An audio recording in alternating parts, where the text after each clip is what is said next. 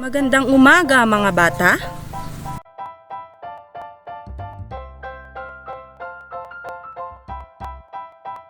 Ngayong araw ay pag-aaralan natin ang kasarian ng pangalan. Ito nga pala ang inyong guro, Glessa Flor B. Presa.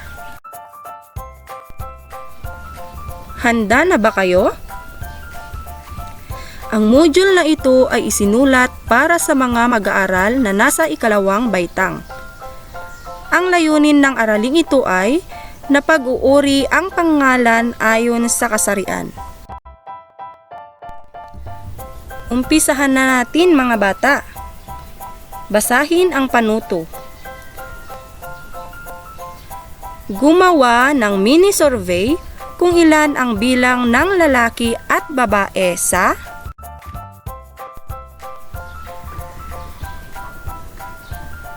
klase, pamilya, mga kaibigan, mga pinsan. Umpisahan na ninyo mga bata. Tapos na? Ngayon, aling kasarian ang mas marami at mas kakaunti? Ang susunod nating gagawin ay aalamin natin kung natatandaan pa ninyo ang napag-aralan natin noong nakaraan. Basahin ang panuto. Hanapin sa pangungusap at sa lungguhitan ang tanging ngalan ng tao, bagay, hayop at puok. Unang bilang. Ang mag-anak ay nagbakasyon sa Tagaytay. Alin dito ang tanging ngalan ng tao, bagay, hayop o puok? Tagaytay, tama. Pangalawang bilang. Si Dr. Santiago ay manggagamot ng mga hayop. Ano ang inyong sagot? Dr. Santiago, tama. Pangatlo. Madaldal ang aking alagang si Mirna. Ano ang sagot? Mirna, tama. At pang-apat, tahimik ang barangay Maligaya. Alin dito ang sagot? Barangay Maligaya, tama. At pang-lima, Adidas ang tatak ng bago kong sapatos. Ano ang inyong sagot? Adidas, tama. Magaling.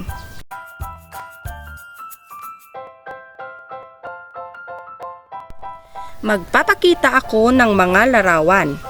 Sabihin kung ito ba ay kagamitang panlalaki o ito ba ay kagamitang pambabae. Handa na ba kayo? Ngayon, ito ang unang larawan.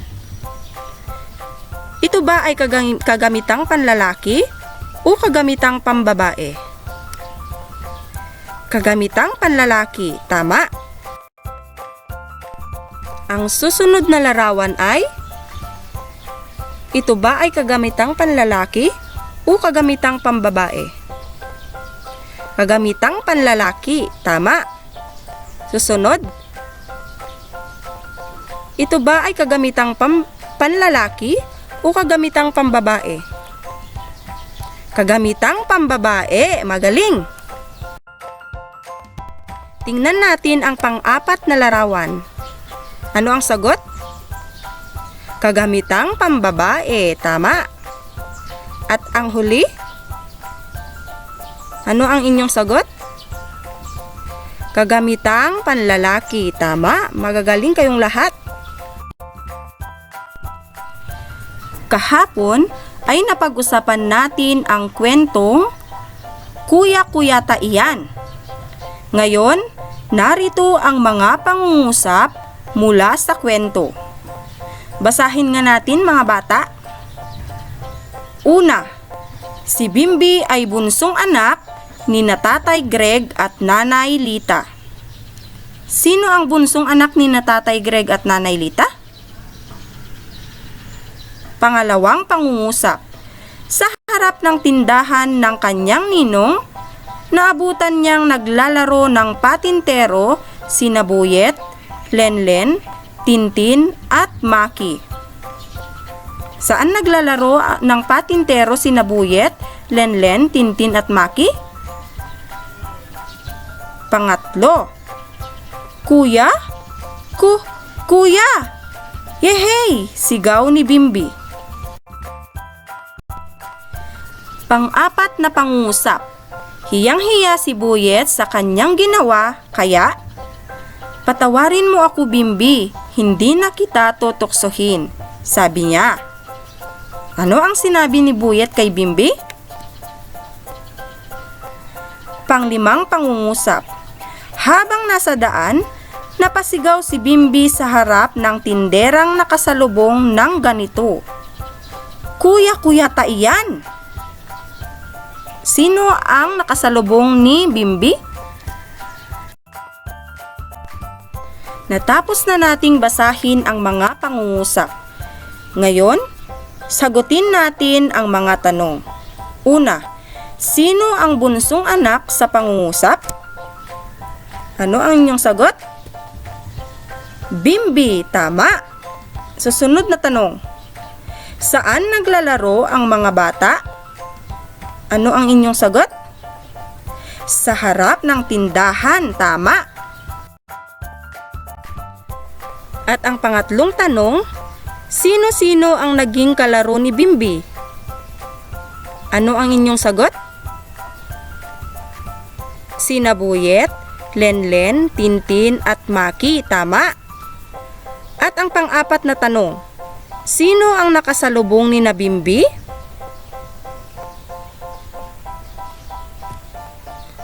Tindera, tama. Narito ang inyong mga isinagot. Babasahin ko. Bimbi, sa harap ng tindahan, sina Buyet, Lenlen, Tintin at Maki, tindera. Ngayon, alin sa mga sagot ang pangalan na panlalaki at pangalang pambabae? Ang mga pangalang panlalaki ay Bimbi, Buyet, at Maki. At ang mga pangalang pambabae naman ay Lenlen, Tintin, Tindera. Naintindihan nyo ba mga bata?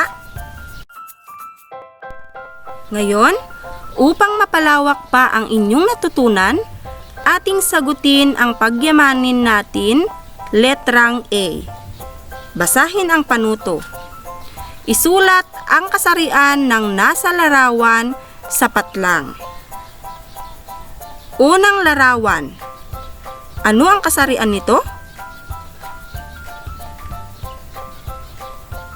Kasariang pambabae, tama. Pangalawa. Ano ang kasarian ng nasa larawan? Kasariang pambabae, tama, magaling. Tingnan mabuti ang pangatlong larawan. Ano ang kasarian nito mga bata? Kasariang panlalaki, tama. At pang-apat? Kasariang pambabae, tama. At pang-lima, ito ay kasariang panlalaki, tama. Mukhang nag-e-enjoy kayo mga bata. At dahil dyan, ipagpatuloy natin ang gawain B. Tukuyin ang kasarian ng mga salita na nasa talaan. Ang unang hanay ay ang mga pangalan at pangalawang hanay ay ang kasarian. Unang pangalan, Tia. Ano ang kasarian nito? Pambabae, tama.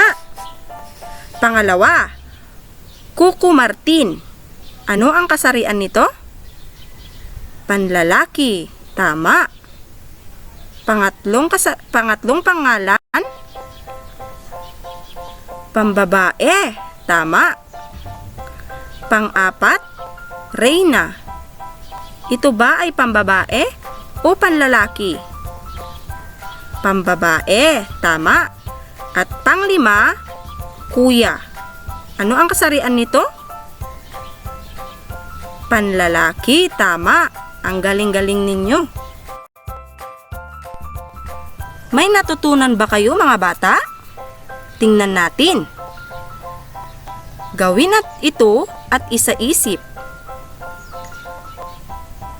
Patlang ang isang pangalan kung ito ay tumutukoy sa mga katawagang pambabae gaya ng nanay, ate, manang, lola, reyna, at iba pa. Anong kasarian ito? Kasariang pambabae. Magaling. Susunod. Patlang naman ang isang pangalan kung ito ay tumutukoy sa katawagang panlalaki gaya ng tatay, kuya, manong, lolo, hari, at iba pa. Anong kasarian ng pangalan? Kasariang panlalaki. Magaling! Ngayon naman ay sagutin natin ang isagawa. Basahin ang panuto. Isulat ang PB kung ang salita ay nasa kasariang pambabae at PL naman kung panlalaki. Simulan na natin. Una, kuya. Ito ba ay kasariang pambabae o kasariang panlalaki? Ang sagot ay PL. Tama, ito ay kasariang panlalaki. Susunod, reyna. Ito ba ay PB o PL? PB. Ito ay kasariang pambabae. Tama. Pangatlo, Mildred. Ito ba ay kasariang pambabae o kasariang panlalaki? PB, tama. Pang-apat, mayor. Ano ang sagot? PL, tama. At pang-lima, dalaga. Ito ba ay kasariang pambabae o kasariang panlalaki? PB, tama. Napakaganda ng ipinapakita ninyo mga bata. At dahil dyan, ipagpatuloy natin ang ating gawain. Sagutin natin ang tayahin. Basahin natin ang panuto. Punan ang chart ng kasarian ng pangalan ng angkop na salita mula sa pagpipilian na nasa loob ng kahon. Bibigyan ko kayo ng 5 minuto upang gawin ito. Umpisahan nyo na mga bata. At para sa karagdagang gawain, magtala ng 5 pangalang pambabae at 5 pangalang panlalaki na makikita sa sariling pamayanan. At dito na nagtatapos ang ating aralin sa araw na ito. Maraming salamat mga bata at mga magulang.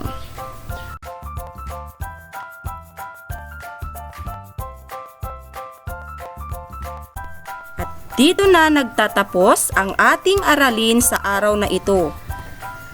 Maraming salamat mga bata at mga magulang.